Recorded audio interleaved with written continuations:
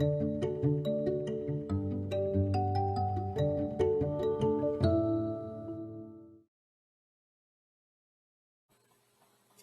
everyone, thank you for joining us in this session of Spokane Public Schools Keep Learning series for literacy. Today's lesson is for all of our third graders out there, and any child who's interested is always welcome to join us. My name is Arian Stumbaugh, and I'm an ELA coach at Longfellow Elementary in Spokane Public Schools. I am your teacher for this lesson. I'm so glad you are participating with me today. You can still tune into this lesson even if you haven't seen any of our others. Today we are reading an informational text, The Albertosaurus Mystery, Philip Currie's Hunt in the Badlands, by T.V. Padma. The focus of today's lesson is to use keywords to help us summarize. Together we will select keywords and then write a sentence. When we're all done reading, we will write a summary together. I'm going to model all the writing for you today during our lesson. You won't need to do any writing until the end, and I will tell you when it's your turn. Let's set up our paper now so that you are ready to begin working when I explain your assignment at the end of my lesson. Please fold your paper into 4 squares. Keywords are going to be on the left. Sentences are going to be on the right. You may need to use the back of your paper or even get another piece of paper to complete your assignment. Are you ready to begin? Me too. Let's read. Searching without a map. Philip Currie was thirsty and tired. It was one of the hottest summer days of 1997. He and his team were looking for fossils that belonged to a dinosaur called Albertosaurus. Almost 90 years earlier, a famous fossil hunter named Barnum Brown had found a fossil field in Western Canada's Badlands. Many Albertosaurs were buried in it. Philip was trying to find this place again. It was like looking for a needle in a haystack. Brown had not made a map or written down where he had found the fossils. Philip had a few clues, just some notes, and 4 old photos. Let's read the caption. Many fossils are buried in Canada's Badlands. More than 40 kinds of dinosaurs once lived there.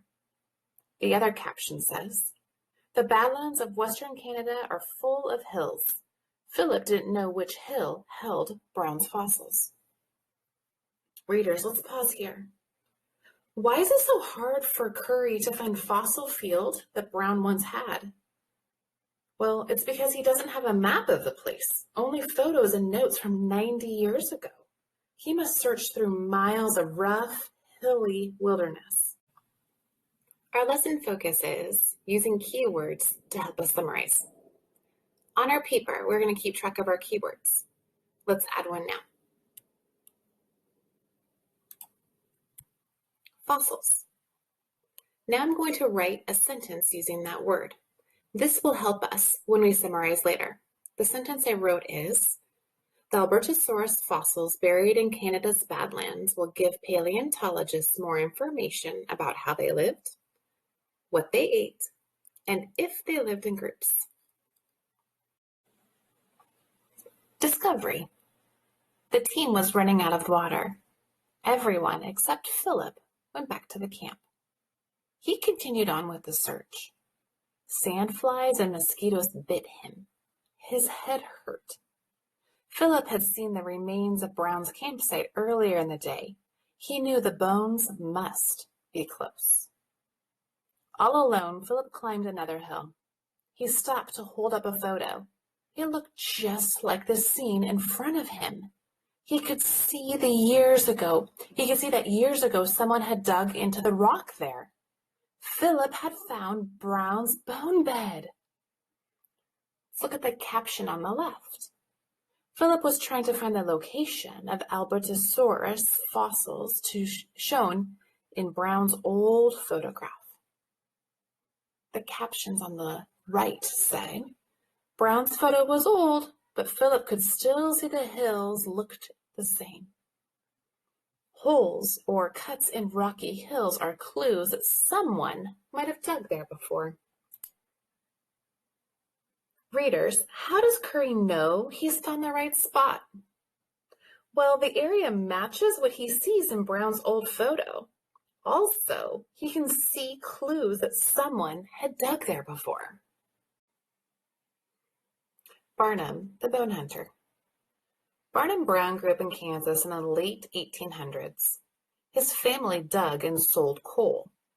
Young Barnum saw his first fossil when the family plow accidentally pulled one out of the ground. Brown went on to study fossils. He found that he liked digging up bones more than he liked learning about them in class. So he left Columbia University to become a bone hunter for the American Museum of Natural History in New York City. Brown was very good at finding fossils. Henry Fairfield Osborne, the head of the museum, joked that Brown could smell fossils. News writers called him Mr. Bones. The caption says, "At the American Museum of Natural History in New York City, Brown helped put together the bones he found."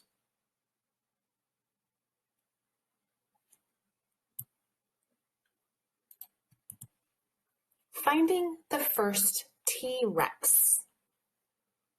In the early 1900s, Brown dug up Tyrannosaurus rex skeletons, first in Wyoming and later in Montana. These were the first T-Rex skeletons ever found. For several years, Brown returned to Montana to dig for fossils. The bones he found were often stuck in hard rock. He sometimes used dynamite to get them out. Then, in 1910, a terrible thing happened in Brown's life. His wife died. Brown tried to forget his sadness by hunting for more fossils. He rafted down Red Deer River Canyon in Canada. He camped in the area and looked for bones. Soon, Brown made a surprising discovery: finding many meat eaters. In Canada, Brown found a place where many skeletons were buried. The skeletons belonged to the Albertosaurus, a large meat-eating dinosaur. It was the first time anyone had found the bones of so many meat-eating dinosaurs in the same spot. Brown dug up some of the bones. He wrote only a few lines about his find, but didn't say how unusual it was. He didn't say why he thought so many individuals of the same species were together. He didn't tell what this discovery might mean. The Albertosaurus bones were sent to the museum and put away. There they lay in a basement storage room for many years with other dinosaur fossils. A fierce family. Albertosaurus was part of a family of fierce meat-eating dinosaurs called Tyrannosaurids. Tyrannosaurus rex was also part of this family. Albertosaurus was smaller than Tyrannosaurus rex, but it was strong. Albertosaurus could see and smell well. It had many sharp teeth. Its huge, powerful jaws could crush bone. Like Tyrannosaurus rex, Albertosaurus lived and hunted alone. At least, that's what paleontologists thought. One man was about to change their thinking. However, he had some ideas about these ancient creatures. Readers, let's pause here and add one more keyword to our paper. Skeleton. The very first T-Rex skeleton was discovered by Brown in the early 1900s. The T-Rex and Albertosaurus are part of a family of meat-eating dinosaurs called Tyrannosaurids. Remember, I'm writing down these sentences, so it'll help me at the very end to write my summary. Let's add one more word. Fierce. Based on the fossil evidence found, Albertosaurus was a fierce dinosaur that was smaller than T-Rex. Let's return to our reading. Philip Curry's question. In 1976, Philip Curry read what Brown wrote about the site full of Albertosaurs. At that time, most paleontologists thought Tyrannosaurids lived alone. If so, asked Philip, why were so many of these animals buried together? Had they died together? Had they lived together? Some plant-eating dinosaurs had lived in groups. Maybe some of the meat-eaters that hunted them did too, thought Philip. After all, big groups of animals were hard to hunt alone. Maybe the Albertosaurus hunted in packs. Philip was busy learning about many kinds of fossils and dinosaurs, however. He put his questions away for many years, just as Brown had put away his fossils. The bones in the basement. Philip thought about his questions again 20 years later. This time, however, something happened that made him hunt for answers. Philip came across some Albertosaurus bones in the basement of the American Museum of Natural History, the museum where Barnum Brown had worked. He could tell that the bones were from the Badlands in Canada where Brown had been searching for fossils. Philip saw that Brown had found at least 9 Albertosaurs in one spot. He also saw that Brown had taken only a few bones from each animal. More bones were still buried in the Badlands, waiting to be discovered. Philip discovered more than bones at the museum. He also found Brown's field notes and a photo of Brown's site. Using these clues, Philip was able to find the bone bed. Locating the spot was just the first step, however. Philip and his team worked for months to dig out each fossil. At least 22 Albertosaurs were buried in the rock. After the work was done, a new question came up. Did finding many fossils together prove that the animals had lived, died, and even hunted as a group? The caption under the map says, "Place where Philip rediscovered Albertosaurus fossil site first found by Barnum Brown." The caption next to the photograph, "Philip uncovering Albertosaurus bones in the Badlands." The fact box at the bottom says, "In the days of Barnum Brown, fossil hunters were not always able to keep good records. Today, paleontologists carefully record their finds with photographs, drawings, maps, and reports." Readers, why does the author include a map and an insert on page 70? Well, I think it's because the author wants to help readers understand where the bone bed was found in Canada and its location in relation to the United States. What may have happened? Philip knew there could be other reasons for the fossils being together. Many of these ideas only brought up more questions, however. For example, the Albertosaurus could have died in quicksand. Yet different kinds of dinosaurs could die in quicksand. Philip had found the fossils of only one kind, Albertosaurus. Maybe the Albertosaurus had gathered to lay eggs. If so, however, the fossils should have been about the same age and size. Yet, Philip had found small, young animals as well as large, old animals.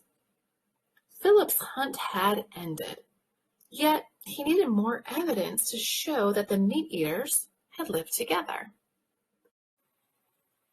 Readers, let's pause here to write another word in our paper. Evidence. The sentence I wrote says, "The paleontologists needed more evidence to prove that the Albertosaurs lived together because this was new information about meat-eaters." Let's return to the text now. More groups of meat-eaters. More evidence came when a paleontologist named Rodolfo Correa phoned Philip. Correa was calling from Argentina. He had also found a spot where a group of meat-eating dinosaurs was buried. So perhaps meat-eaters did live in groups after all. Scientists found more places with groups of meat-eating dinosaurs. These places were all over: Arizona, Montana, South Dakota, Utah, Mongolia, and Zimbabwe. Philip also looked carefully at the footprints of meat-eating dinosaurs in the Peace River Canyon of Canada. The footprints showed that meat-eating dinosaurs may have traveled together. Digging deeper. Did some meat-eating dinosaurs spend time living and hunting together? Scientists still aren't sure. They can only make smart guesses based on the fossils they have found. Other questions are still unanswered as well. Why did the Albertosaurus at Brown's site die? What killed so many animals at one time? A big storm? A forest fire? Philip Curry says that a paleontologist is like a detective. The mysterious death happened millions of years ago. No one saw it. Using clues, the scientist tries to tell what happened, how, and why. As long as there are fossils waiting to be found, the investigation continues. The caption for the photograph says, by studying fossils, experts can create models just like this life-size Albertosaurus. Readers, let's add a keyword. Detective. A paleontologist is like a detective because they use clues to try to figure out what happened in the past to dinosaurs. Sounds like a pretty cool job to me. Okay, third graders, now it's your turn to help me write a summary. I have organized all of our sentences from our lesson today into this table, so it's really easy to access. What I'm going to do is I'm going to take these sentences and put them into a summary. Let's do that now. Here are the directions. Rewrite your sentences into a summary below. Check for capitalization, punctuation, and complete sentences. Edit and revise as necessary. Here is the summary we wrote together today. I'm going to read it to you now. Albertosaurus fossils buried in Canada's Badlands will give paleontologists more information about how they lived, what they ate, and if they lived in groups. The very first T-Rex skeleton was discovered by Brown in the early 1900s. The T-Rex and Albertosaurus are part of a family of meat-eating dinosaurs called Tyrannosaurids. Based on the evidence found, Albertosaurus was a fierce dinosaur that was smaller than T-Rex. The paleontologists needed more evidence to prove that the Albertosaurs lived together in a group because this was new information about meat-eaters. A paleontologist is like a detective because they use clues to try to figure out what happened in the past to dinosaurs. There are many unanswered questions about how dinosaurs lived, what they did, and how they died. Now it's your turn, third graders. Here are your directions. You're going to summarize using keywords from your own book. So here's what I would like you to do. Fold a blank piece of paper into squares. We did that at the beginning of the lesson, right? Now I want you to choose a book. Any book will do. Stop after each paragraph or at the end of the page to write down one keyword. Then write one sentence for each keyword. Now there's going to be a part 2 I want you to complete as well. Let's look at that now. Here's your directions for part 2. Rewrite your sentences into a summary. Check for capitalization, punctuation, and complete sentences.